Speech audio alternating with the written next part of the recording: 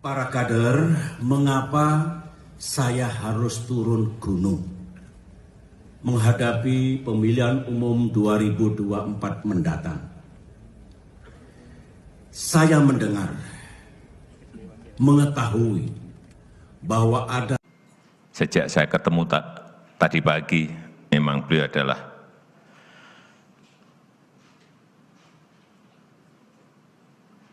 auranya adalah sangat cantik sekali dan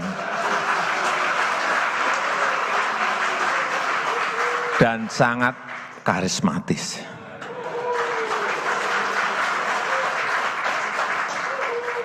Ini benar dari lubuk hati yang paling dalam saya sampaikan.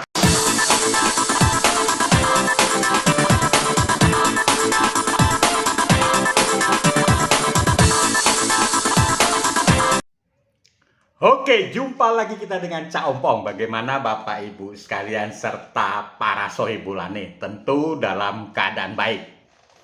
Nah, nuansa politik 2024 nah itu sudah mulai terlihat. Nah, tanda-tandanya kalau SBY dan Mega atau PDIP dan Demokrat nah itu saling serang lah. Nah, sebetulnya ini ada sejarahnya, ya. Oleh karena itu, Cak Ompong ingin mengangkat topik bahasan kita itu adalah napak tilas konflik Mega dan SBY. Nah, ini terkesan ya memainkan politik jolim. Jadi siapa menjolimi siapa? Oke, kita mulai dari fakta pertama, yaitu tahun 2001. Ya, ketika itu ada pemilihan wakil presiden. Ya, pada saat itu pemilihannya melalui voting yang ada di MPR. Jadi belum pemilihan langsung. Nah, pasca Gus Dur turun tahta, SBY terpilih pada putaran pertama. Tapi begitu putaran kedua, beliau gagal untuk menjadi wakil presiden dari Ibu Megawati. Ya, Ibu Megawati secara otomatis naik menjadi presiden. Ya, alhasil yang terpilih saat itu adalah Hamzah Has. Nah, tapi tidak berhenti sampai di situ. Ternyata memang Ibu Mega itu ya menaruh perhatian terhadap SBY, sehingga SBY dipilihlah menjadi Menko Polhukam. Ya, pada saat kabinet Ibu Mega Hamzah Has.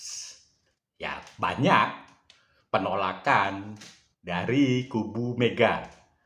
Karena apa? Karena ditengarai Pak SBY adalah salah seorang yang ikut merusak kantor PDIP. Nah, begitulah para fungsionaris PDIP saat itu. Tetapi ya namanya Ibu Mega itu tetap pada pilihannya untuk memilih Bapak SBY menjadi Menko Polhukamnya. Nah, tahun 2004 ternyata Ibu Mega mencium aroma politik busuk dari seorang SBY. Ya, kenapa?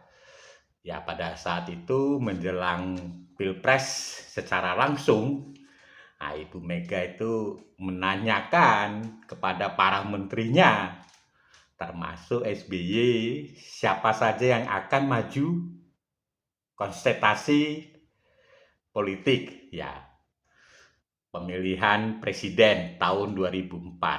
Nah, saat itu ya Pak Yusril mengatakan ingin maju, ya dan lain sebagainya. Tapi SBY itu tidak secara terus terang ikut maju atau tidak.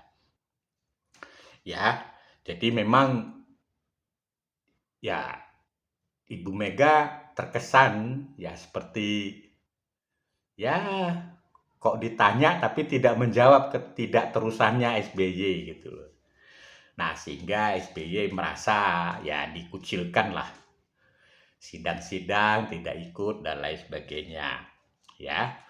2 Maret, tepatnya 2 Maret, ya Bapak Taufik Kimas, almarhum suami Ibu Mega itu mengeluarkan statement yang cukup konyol pada saat itu, yaitu adalah ya SBY itu jenderal, tapi seperti anak kecil. Masa nggak berani ngomong ke Ibu Mega, ya presiden ataupun atasannya. Lah sontak saat itu, ya SBY dalam tanda kutip, ya dinilai sebagai orang yang terjolimi. Nah, tepatnya 11 Maret, SBY mengundurkan diri. Ya, jadi memang isu penjoliman terhadap SBY, wah itu berembus kencang. Ya seperti kita ketahui, kita rakyat Indonesia itu kalau sudah mendengar ada seseorang dijolimi, nah itu perhatian kita luar biasa. Nah, 13 Maret, SBY melakukan kampanye perdananya di Banyuwangi. Nah, Pilpres 2004-2009, SBY menggandeng JK. Nah, di sini baru terlihat dengan jelas bahwa SBY memang ingin maju Pilpres. Ya, Mega saat itu bergandengan dengan Hasyim Muzadi. Alhasil dari hasil Pilpres tersebut, Mega kalah, perolehan suara PDIP pun menurun di DPR. Ya, demikian juga diikuti pada periode 2009-2014. Kembali, Ibu Mega kalah dan perolehan suara PDIP juga merosot.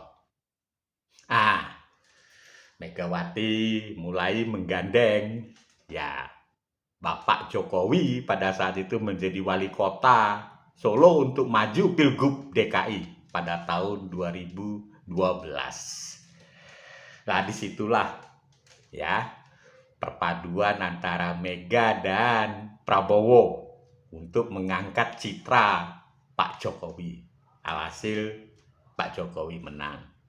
Tahun 2014, Mega secara terang-terangan mengumumkan bahwa Pak Jokowi adalah salah satu petugas partainya untuk maju Pilpres 2014-2019. Ya, pada saat itu Pak Jokowi menggandeng Pak JK melawan Prabowo bersama Hatta Rajasa. Kembali lagi SBY melu-melu, ikut-ikut. Duh, gimana itu perjanjian batu tulisnya? Ya memang kalau kita perhatikan SBY ini suka ya mengomentari, suka ikut cawe-cawe apapun yang dilakukan Ibu Mega. Dan terbukti Pak Jokowi menang. Ya, pada putaran pertama untuk presiden periode 2014-2019. Nah, diikuti dengan kenaikan suara PDIP di DPR. Dan tahun 2019, ya Pak Jokowi maju lagi bersama Ma'ruf Amin melawan Prabowo dan Sandiaga Uno. Alhasil menang lagi ya untuk periode kedua dan perolehan suara PDIP meningkat. Ya. Jadi secara otomatis suara PDIP meningkat 2 kali berturut-turut pada 2014 dan 2019. Sebaliknya, suara Demokrat menurun pada saat periode 2014 dan 2019. Jadi kalau kita perhatikan, ya memang ada ketidakharmonisan antara Pak SBY dan Ibu Mega yang masih terus berlanjut hingga saat ini. Nah, sekarang kita menghadapi Pilpres 2024. Nah, ini sudah mulai rame ya pada saat Rapimnas Demokrat, ya AHY mengatakan bahwa infrastruktur Jokowi 80%-nya itu adalah hasil kerja SBY. Nah, sebaliknya SBY juga demikian, bahwa ada skenario penjegalan terhadap capres maupun cawapres dari Partai Demokrat. Ya, dia kembali lagi Pak SBY mengatakan bahwa Demokrat selama berkuasa itu tidak pernah melakukan kebatilan. Ya, setelah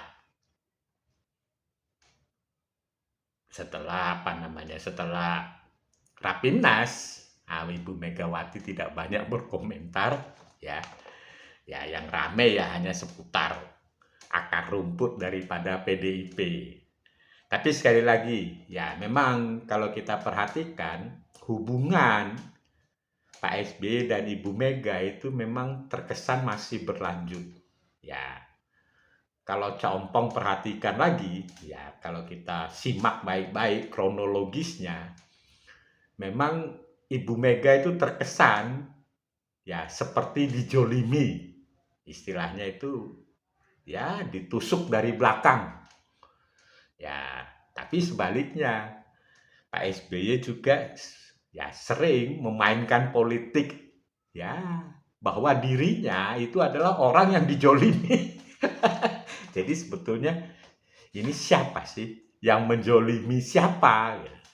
Oke, kita lanjut. Berikutnya ya bersama Cak Ompong.